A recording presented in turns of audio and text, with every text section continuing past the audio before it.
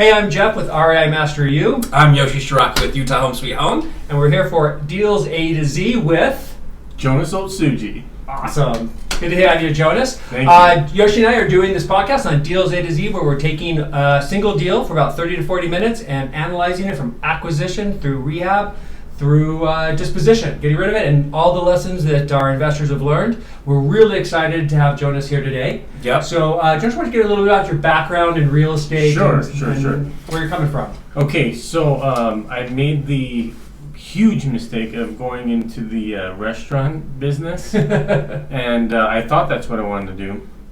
But after, almost having a nervous breakdown and working, making sushi rolls on Christmas, I decided that was probably not what I wanted to do. My kids were like, "Why are you going to make sushi on Christmas?" So I was searching for something else. And that was in Vegas, right? Yeah, that was in Vegas. So I had done real estate before, previous to the crash, and I had a bunch of properties, but I kind of got caught with my shorts down when the whole crash came. As many of us did. Yeah, and I barely made it out of that alive. And so I was really gun shy to get back into real estate, but I remember making so much more money in so much less time doing real estate. Yeah. So I was like, I'm going to give this real estate thing a try again. And the market was ripe for it right around, I think it was like 2012-ish is when I kind of jumped back in. Oh, nice. And, there was still short sales and foreclosures and stuff like that. So I just said, it was more like, they say it's either inspiration or desperation. It's more desperation. I was like, I can't do one more California roll.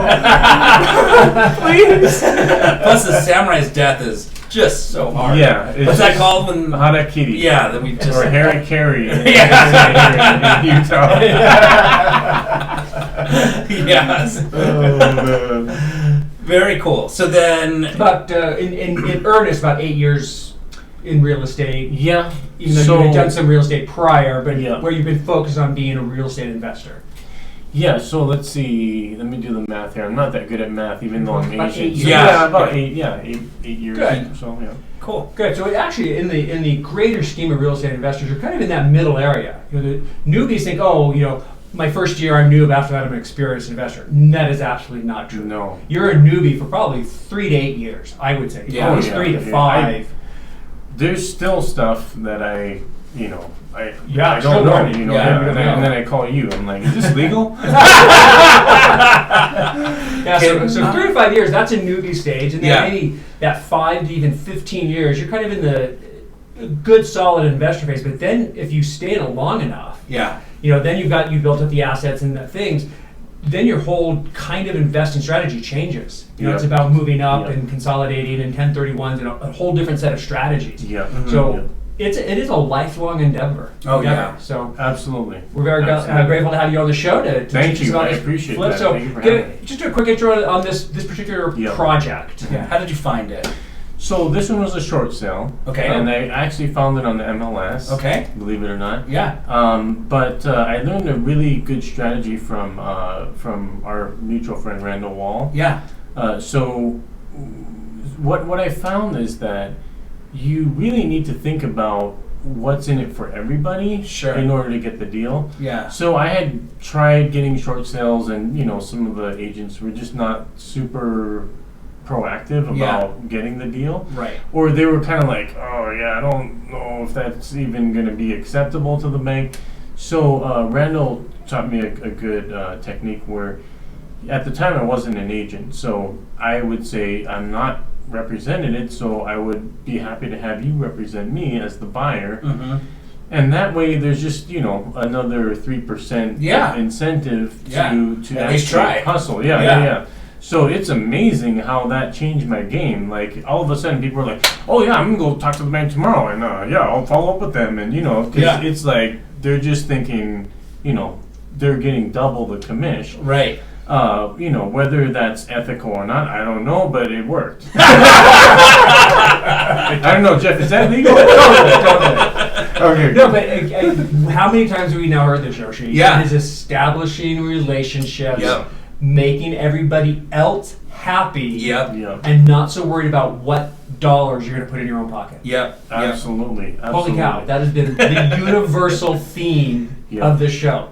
Yeah, absolutely. That is really like when I there's actually a saying that I heard from this guy Zig Ziglar. He says that you can get anything you want if you help enough people get what they want. And Sure. I never really got that until like I started doing stuff like this, and I'm like, oh, it's not about me, it's about them. And as soon as you start thinking that way, then everybody wants to help you, and it just, we're all one big happy family. Absolutely. Yeah, which is cool because Japanese are typically not big families. I don't know. That just came out again. They're both Japanese. yeah. In case you're listening, I'm surprised you don't have sushi here during the show. Exactly. Wonderful. And you're not a real estate agent, because some of our guests have also been real estate agents. I actually am a real estate agent. Were you at the time of this purchase? No, not at the time of the purchase. Okay. And if you are an agent, you can just offer to gift your commission to the person that's handling that short sale. Yeah. And just say, I'm not even worried trick. about, the commission. I just want to get a good deal, so I'm just going to give you my commission. Yeah. Who's going to have a problem with that? Right? Yeah, no kidding. Yeah. I'll give you money, and that's going to increase your chances of getting the deal. Yeah. Exactly. Love it. Yeah.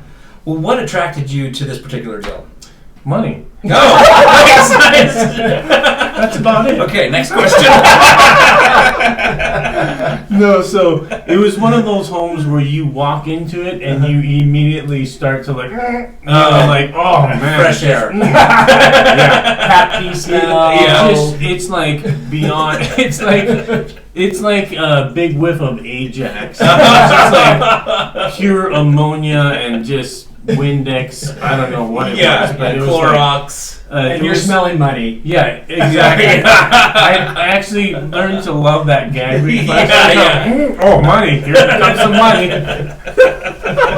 Exactly. The more you gag, the more money. Yeah, Absolutely. Exactly. And if you have to watch where you step, Yes. to not step in like cat poop, Yeah. you're like, this is the deal for me. And if you walk out of the home and you're the stench is Yeah, in in your your clothes, Yeah. that's big money. If you have to undress before you get in your car, put your clothes in a plastic bag and dangle them out the window because you don't want them in your car. You've got big money. Absolutely. Okay, perfect. So, your first impression on the numbers. You locked it under contract.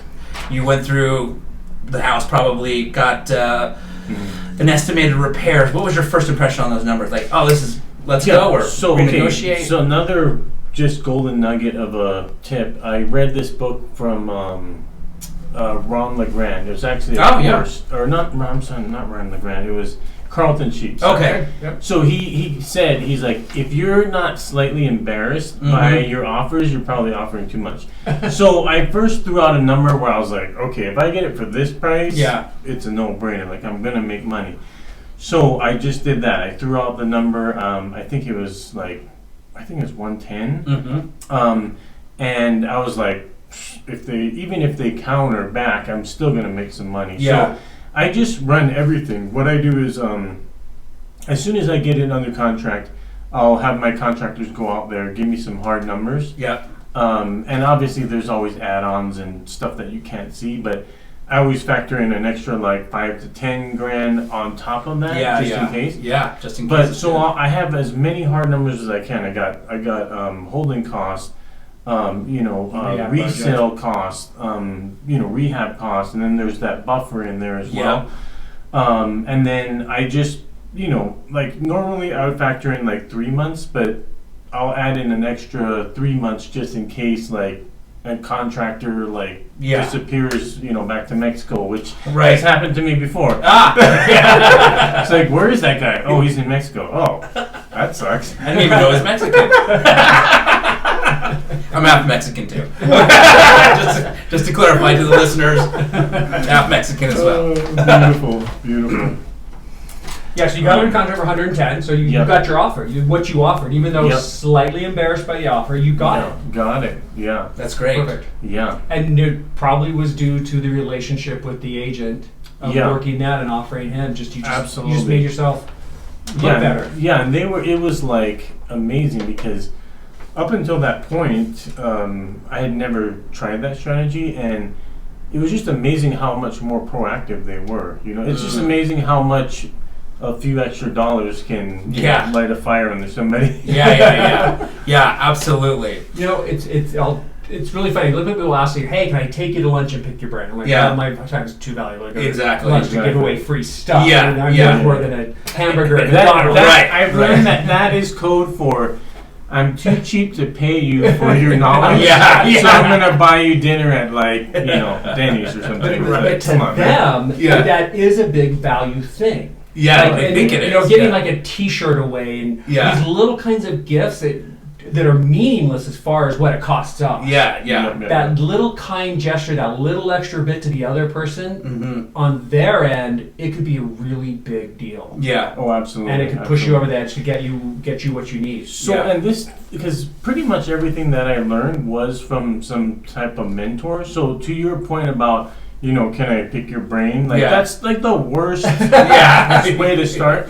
This is what I always lead with. I say, first of all, I'm sincere about it. I'll be like, Yoshi, I've heard so much good things about you. Like so and so is saying that you're the man, and be really sincere and say, I'm looking for somebody like you that's an expert to teach me. But I totally want to pay you for your time because I know your time is valuable. And I'll offer to pay, And sometimes they will charge me, and that's fine. I pay them the fee because it's totally worth it. But sometimes they're like, you know what? Don't worry about it. Right. Just take me to this restaurant, sushi or whatever. And that's the other thing is like, if you ask them, where do you want to go? Where's your favorite restaurant? You know what I mean? And if you're a vegetarian and they want to go to Ruth's Chris Steakhouse, you go to Ruth's Chris Steakhouse. Exactly. You know what I mean? And you eat the meat if you have to. You eat the meat if you have to. That's a great time. Eat the meat if you have to. Jonas and Otsuji. That's a great quote. Take it how you want. Eat the meat if you have to. Jonas and Otsuji. You heard it coined right here, brother. I like it. A to Z. I can tell you, even like as a lawyer, people email me questions all the time. When people say, "Hey, I know your time is valuable. I'm willing to pay you for to give me this answer." 9 times out of 10, I'm giving that answer for free. Simply for the acknowledgement that my time is valuable. Absolutely. And they're considering my time. Like, oh no, here's your answer. No. Exactly. But we'd be like, just expect to get an answer? And I'm like, no, you can set an appointment. Okay, but I did not just tell people, this is how you get free legal. Your phone's going to off tomorrow. We'll cut that part out. Edit that part out. Okay, go ahead. So, Jonas, you've got this great deal under contract. Can you share with the listeners how you funded the whole transaction? Yeah, so I was lucky. So here's another thing. Like, everybody always says, go, borrow some money or get hard money. And that, I did get some hard money. But as far as the initial money, like, my first thought was, I'll just work really hard, save some money, and then I'll have that 25% down, which is what my hard money lender required, and then they would fund the rest. But I actually got this tip from what's his name, Ted McCune, your buddy. Interesting. He's like, why would you do that? He's like, just hit up your family, man. He's like, your family doesn't have money. I'm like, they actually do have money. So I'm just like, I hit up my brother. And I'm like, hey, if you let me borrow this, I'll pay you this amount of interest. And it was like 6% amortized over 30 years, which is basically like nothing. But he was totally cool with that. So instead of having to work a bunch of months and save money, I was just like, boom, here's my 25%. And then I just borrowed the rest, and that was it. Fantastic. And that was for the acquisition or for both rehab and acquisition? That was for the acquisition, and this particular lender let me borrow some money for the repairs. Oh, great. So 100% financed everything, or the down you got from your family. Exactly. Oh, I see. Gotcha. And then he would like let me draw for the repairs Got as it. I needed, and I had to show him receipts and stuff. Yeah. So it was pretty cool. So no money out of your pocket though. At the end of the day. No money down, brother. I Just love like those programs are they're not BS. It's Yeah. you can do no money down. Yes. Absolutely. Yeah. Absolutely. That's great. What would you say during the purchase process, from the time you got it, you're negotiating, submitting the offer, to the time that you closed as the buyer? What was the biggest lesson you learned in that part? Doing that process is like it's not a matter of you doing it all yourself and you trying to hustle and get all the money. It's just asking people that have money. I mean, like, people will lend you the money if there's value in the home. The hard money lender, he doesn't care. He's like, hey, if you don't pay me, I'll take this house back. Yeah. You know? So, and I think the biggest thing I learned was it's not a matter of resources, it's just a matter of being resourceful and just like not being afraid to ask people for help. Yeah. So yeah, I mean, just ask. Cool. You know what I mean? Yeah. Yeah. Don't be afraid to ask. Absolutely. Absolutely. Okay, so now you own the home. Now you're going to dive into the renovations. What was the most costly item in that renovation project? The kitchen, for sure. Got it. Yeah. We hear that quite often. Yeah. And I mean, that's kind of the selling point. But this particular home had a big wall that kind of separated the living room from the kitchen. So we blew out that wall, put a support beam over, but it really opened it up. So it was a load-bearing wall. That Yeah, you yeah. removed. But, excuse me, so you walk right in the house and then boom, you just saw the whole living room and the kitchen. But, you know, we went all out and we put nice flooring, we did granite countertops, brand new cabinets, painted those. Beautiful. Put in beautiful lighting. So it's kind of like what I heard, and this is a tip that I learned from Matt Snade. He said that from the time they open the door, you want to like have these positive feelings, like, wow, you know, nice door, beautiful door, open the door, wow, that's a beautiful kitchen. Like, you want to wow them from the very beginning. Yeah. And so that was the intent, was when they open the door, they're like, wow, you know what I mean? Yeah. So that's Well, kind you of, were wowed by the odor when you first entered. Yes, I was. Yes, I This is an opposite wow. was. Yes. Okay, yes. No, I Very think it's cool. a great title. Remodel to wow. Yeah, that is a Yeah. great title. Very cool. Quick question on a lot of investors will be very scared about removing a load-bearing wall and putting in a beam and that kind of thing. Yeah. From a cost perspective, could you pinpoint what it costs just to remove and put in a beam? Yeah, I want to say, I'm just kind of remembering off the top of my head, but I want to say it was probably like $1,500 or something Yeah. like that. Yeah, it's not and expensive. the demo was like literally the guy Nothing. knocked Yeah. the thing Right. down, Yeah. and then it was just a beam. Beam. I mean, Yeah. it wasn't that much. So it's it's something that seems scary to Yeah. newer investors, Yeah. right? But it's not an expensive deal. No. Yeah. And it just opened up and Adds gave so that much wow value. factor. Yeah, and you know, obviously consult the structural Yeah. engineer or something like that before And you start. qualify tearing it down. Yeah. But it's not an expensive part of the remodel process. No. Yeah. And it makes, like, and the time that we're living at the time of this recording, it's all about the open space. Like, Yeah. you know, back in the 50s, they were all about, oh, let's see how many small rooms Actually, we can rooms make. we can Yeah, have. yeah, Yeah. that was like the thing. Yeah. But I don't know. I mean, I hope that never comes back. Yeah, the open concept's been around for now at least 20 years. Yeah. Those are a great room, the kitchen family room blend. It's been around for quite. I think that's But to your point, and what you said is at the time of this recording, Yeah. Yeah. this is what is hot Yeah. and what buyers are expecting. Absolutely. So you've got to constantly be thinking about what are buyers looking for. Yep. Yep. For sure. Absolutely. For sure. And to take it even another step further, I see in a lot of high-end homes where the master suite, everything's open, including the bathroom with the exception of the toilet. That might be in a little closet. But like the Yeah. tub and the shower, Yeah, I mean, you could I be see that laying a lot in bed and too. Yeah, and this may be a little TMI, but at my house, Yeah. even the toilet is open. Is Like, it? We wanted it all like from the kitchen to your toilet. no. That may be a little too open, yeah. No, but you know, being married in our master suite, Yeah. It's all open. We've seen it all. I mean, I don't want to go into any. Yeah. So let's talk about this for a little bit. I'm assuming it's a glass shower wall too, right? But I see that in a lot of vacation homes, beachfront homes, where there's a master suite where literally the shower sits in the middle of the master bedroom. It's all glass, and there's glass, walls watching the ocean and stuff. Yeah, it's a thing. It is a thing. Absolutely. So, you're not weird, Jonas. You're not weird. Good. All right. So, what would you say was the biggest hurdle if you ran into a problem in this house?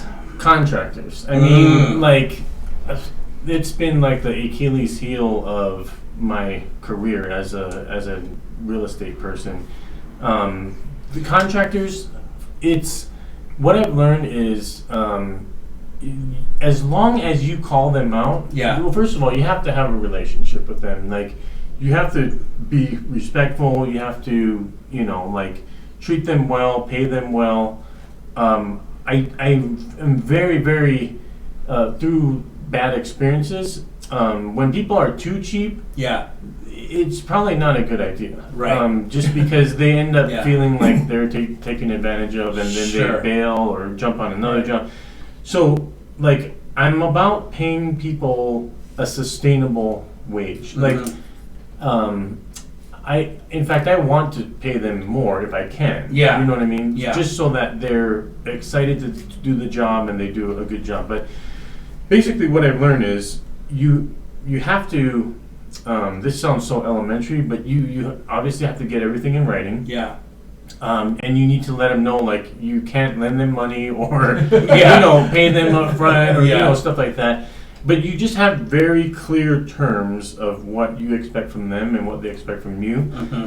And I say that jokingly, but I'm telling you, I can't tell you how many times my contractors have been like, hey, can you just lend me some money? And I'm like, all the time. As soon as you're done, I will pay you, but I'm not lending you money.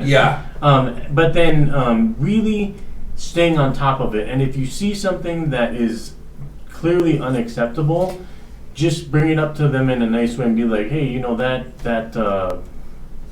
patch job or whatever, can we smooth that out? And just let them know that there's not a lot of room for cutting corners. Mm-hmm. And you just have to be on it, constantly, just following up with them. Hey, where are we at? Can you send me some pictures or go over to the house? But the second you step off the gas and just sort of trust that it's going to get done, I find it just goes bad, and they'll jump on another job, and they'll be like, it's kind of like what I found in general. The squeaky wheel gets the oil, you know what I mean? And it's like, if you don't say anything, they'll be like, oh, I guess he's cool. I'm gonna jump on this other job. So it's all about just really staying on top of the contractors. That's probably been the biggest game changer for me is. And if you can have someone that does that for you, even better, like a general. I used to try to sub out like I did on this one. Mm-hmm. I would sub out every little thing, and it was just a full-time babysitting job. It was horrible. So now I'm okay, general contractor, and then I just report to him, and we communicate, and then he kind of farms it out. Farms out everything, and then he's on the line for all those other guys. Right. I like that tip because. I can't tell you how many newbie investors call and complain that their contractor walked off the job and they can't find and they're walking off jobs. It could be the relationship that you're not doing the relationship well enough, or they're walking off the job because their profit margin is now gone. And they've got to go find somewhere else where they can make money. And they're not going to stay on a deal where they're not going to make money. So understanding your contractor's perception on the deal, and when you try and just get them as low and low and low, and it's all about you getting it as low as you can. You're going to put yourself in a much riskier position. Because if suddenly their profit margin is gone, they will go. Because it's better for them for you to try and sue them or something. Than to keep working on a project where they're losing money. And so I'm sure I'm not the only person to have said this before, but I do have a model that I live by now, and it's being cheap is expensive. Cheap is expensive. I cannot tell you how many ways this is true. Practicing law. Yeah. Without being an attorney. 1-800 attorney. You don't want to go there. Just do it right. Yeah. So, but I mean, little things like, oh, I'm just going to go on KSL and try to, get some cheap parts, and just pay somebody to do it, and pay them a fair wage so that this is a sustainable thing. That's what I've learned is like, whenever you try to be cheap, it ends up being more expensive. Yeah, in so many ways. So just pony up and pay the money, because in the end, we're all going to get paid. Yeah, you know what I mean. And it's going to be faster. It's going to be less headache. Yeah, less stressful. Just pay the people and just do it right. And they'll want to work for you again. Yes. And you don't have to find that sub again. Yeah. Absolutely. Yeah. Yeah, and if you can, tip your contractors. Just be like, hey, here's an extra couple $100. Job. You did amazing. Yeah. Now they're like pumped. You know what I mean? And if something like if they quoted you something and it's clearly like way under what they should have been paid because there was some unknown thing, just make up the difference. Yeah. You know what I mean? And that relationship with the contractors is where your money is. Yeah. I mean, that can make or break you big time. So just treat them like gold. You know what I mean? Absolutely. Perfect. Excellent. Okay, so once you've got this renovation all wrapped up, can you tell us a little bit about how the market was at that time? Yeah, right. At that time, it was still kind of making a comeback. Mm-hmm. And so it wasn't like multiple offer situations or anything like that. So home values were going up. Yeah, but it was slowly coming up. But there was so much margin in the deal. Yeah. I think we probably could have eked out an extra $5,000 or something, but we were just like, let's just, my theory is this, like, it's the opportunity cost of the time and the money that's tied up in there. Mm-hmm. Like, if you're just sitting waiting for it to sell, you could be doing another deal and that money could be making more money. Yeah, exactly. So what I do is I look at all the active comps and I price, like, if everybody's saying 185, I might go 179. Yeah. Just because I know, and I know mine is the nicest one in that radius. Yeah. So people will be like, why would I pay 185? I can do this one for 179 and boom, offer. You know what I mean? Yeah. We had this thing, locked up quick. Nice. So, it's like you can try to be cheap and be like, oh, well, I can get $5,000 more, but that money that's tied up in that property, if you put that money to another property, now you're talking 20, 30 grand versus $5,000, and it's just not worth nickel and diming. It's just go, go. You know what I mean? Yeah. Move that money and just don't be greedy. Yeah. Just move on. Yeah. Absolutely. So thank you for sharing that. The time then was different than now. You weren't an agent. You are now. A couple different things. What did you do back then to market the property, which probably is different than what you would have done today as an agent? Oh, yeah. So actually, here's what I did to even sweeten the deal more. Okay. I told that agent that was representing Georgia, I'm like, after I'm done, guess who's going to get the listing? Boom. 9% commission. She's like, whoa. Yeah. So she was And on a remodel project. Yep. Absolutely. So she got 9% on that deal. Well, actually, the bank, I think, only paid her a discounted rate. I don't know. Typically, short sale listing agents don't make the full 2%. She got some serious commission off that. She That's might great. have made just as much as me. I don't know. Yeah. That's Great tip. Yeah. No kidding. Use the initial listing agent to list your flip if you're not an agent. Absolutely. Yeah, absolutely. And even if I was an agent, I'd be like, to get the deal, I'll let you list it. Yeah. So Absolutely. So what did you guys do for marketing? just put it on the MLS. Got it. That's Okay. it. Yeah. Did you do an open house? No open house, just stuck it on the MLS, and she had an offer right away. So, and it was because it was priced so aggressively. Yeah. It was just So like, aggressive pricing. yeah, just Price to sell, not to maximize your dollar. yeah, exactly. Very nice. If we could talk about that. Sorry, you were going to ask something? Yeah, well, but one of the first lessons I learned from one of my first mentors 20 years ago was there's always another deal. Mhm. Totally. Don't sit and stress. Don't make numbers work that don't work. Don't try and get top dollar. Don't try and squeeze that extra penny out, or screw your contractor to save an extra $1,000. There's always another deal. Yeah. So take your money, go to the next one. Absolutely. Yeah, absolutely. I had a conversation with a private equity firm gentleman, and he was telling us they'll review 100 businesses to buy a year, and they'll buy 2. So 98, going to that, there's always another deal. Yeah. Don't make 98 deals work if they're not going to work. Pass on them. Yeah, right. Find the ones that work. Find the 2 that work, and I mean, and maybe it's more than 2, but his numbers were 2 out of 100 that they'll buy those companies. Awesome. Yeah. All right, so let's talk about the numbers, if you don't mind. What did you purchase it for? What did you sell it for? What was the cost of renovations? And you're kind of summarized right there. Yeah, okay. I'm not Rain Man, so a lot of deals going on. Okay, so we bought it for $110. Okay. And we put in, let's see, so the financing was $49.50. Okay. Repairs $26,020. Mm-hmm. Closing costs and commissions $10,465. Nice. And so then we sold it for $190, so we profited $38,565. Very nice. Which is big. That equates to about half a year of making California rolls. One flip is 6 months. That's like 45 hours a week. Yeah. Well, the average American income, if I'm not mistaken, I think is about $46,000 per household, meaning husband and wife bringing in together on average in the United States of America, $46,000, and you did that in one flip practically. Yeah, and that's the thing. Like it really just, it breaks my heart because you hear these stories about like, oh, my mom's a single mom, she's working 3 jobs. Yeah. And these people are hustling. Yes. Like, they're getting up at like 4 a.m. and just nonstop like hustle. And I'm like, wow. If they just, I mean, the analogy that I like to use is, it's kind of like before I had real estate, I was mowing lawns with like a scissors. Mm-hmm. I was like, ooh, I was like hustling, going around, and I was cutting a lot of lawns. Yeah, you know? Yeah. But then when I got real estate, it was like, you know, that lawnmower with like the huge, just like the John Deere tractor.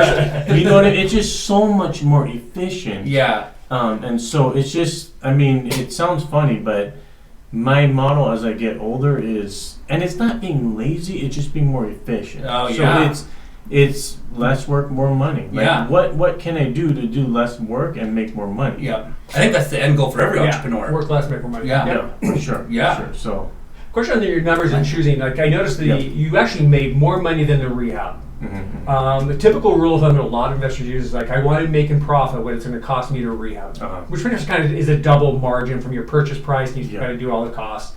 Do you have kind of rule of thumb of what kind of numbers you need before you take a project? Is it I need to make at least $30,000, or I need to make what I put into it?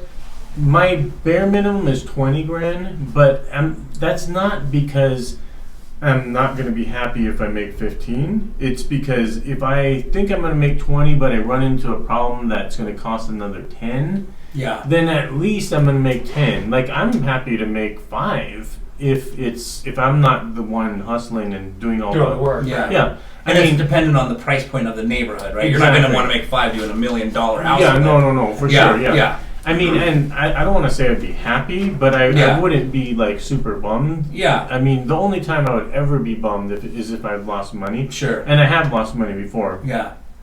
So, yeah, there's that's another episode. But yeah, there's a lot alcohol. I don't drink, but I might start. Yeah. If we talk about a show where all we do is lose money, we'll all be drunk. We'll be all on right there. Anybody who needs that. Yeah. Oh, awesome. So did that answer your question? So you're okay with any profit margin. So that's I shoot for 20. But that doesn't always happen. You know, you pick your projects at a certain price level of ARV. Like, you're not doing high-end flips, you're going to sell for $800 to $1 million. Yeah. I try to keep it like, I noticed that anything in the high 3s or over 4s, that's kind of more like, it just takes longer to turn. Well, actually, nowadays, that's sort of normal. Yeah. For you, talking 3 to 400 is pretty much the average selling price of a house in Utah. So, I mean, I'm talking about this particular one, but I don't want to, like, I'm trying to go for middle of the road, like, because that's where the largest potential market is. Mm-hmm. And so I'm trying to go for like who is my biggest audience that could buy this house, and I try to stick with those. Anything over like 500-600, that's getting a little scary. Lots of less people can afford that. Yeah, and Right. but unless I get a super crazy deal on that, I'm probably not going to do that. Right. But I know tons of people who make a lot of money. Yeah. But I think for like a beginner, I don't think that's a great strategy to just unless you got like some we say especially when you're newer, you want to sell the ARV of your sale price when you're done. It should be right where the vast majority of buyers are buying. Absolutely, that's exactly what I meant to Almost say. even starter home. Yep.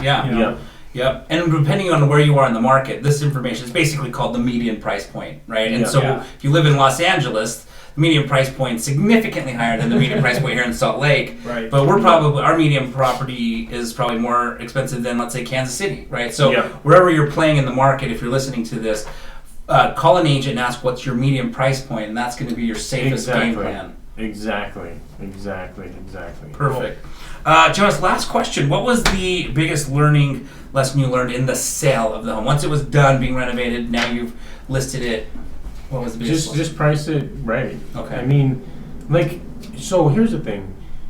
I always try to make things a no-brainer when I'm selling it. It's because, again, it's just all about the opportunity cost. So I look at everything else and I'm like, okay, if I was a buyer and I saw all these other properties, what would I need to price mine at to be like, that's a I'm no-brainer. going with that one. You know what I mean? And not like way undersell yourself, but just give them a little bit of a good deal, and then just give get them a out. deal they can't turn down. Yep. Very cool. Awesome. Perfect. Beautiful. Jonas, I really appreciate this. Thank you, brother. Yeah, thank brother. you. Appreciate it. I'm Jeff with REI Master You. And I'm Yoshi Schrock with Utah Home Sweet Home. And I'm Jonas Otsuji, and I approve this message. If people need to get a hold of you, how can they get a hold of you? Jonas at livingutah.com. Jonas at livingutah.com. Depends on, is this going to go national? Global. Global. Hey, why not? 801. Like Africa are going to be calling you. Yeah. Your ancestors in Japan may be ashamed, but just email me. Google me. Yeah, you do come up in Google searches. Oh, yes. So. Oh, interesting. Yeah, you might see some pictures with me with my shirt off. Loincloth. Yeah. Yeah, he was on Survivor. Yeah. He's a survivor. That's a different podcast, guys. Yeah. Perfect. Okay, thanks. Thank you. Thank you. Awesome.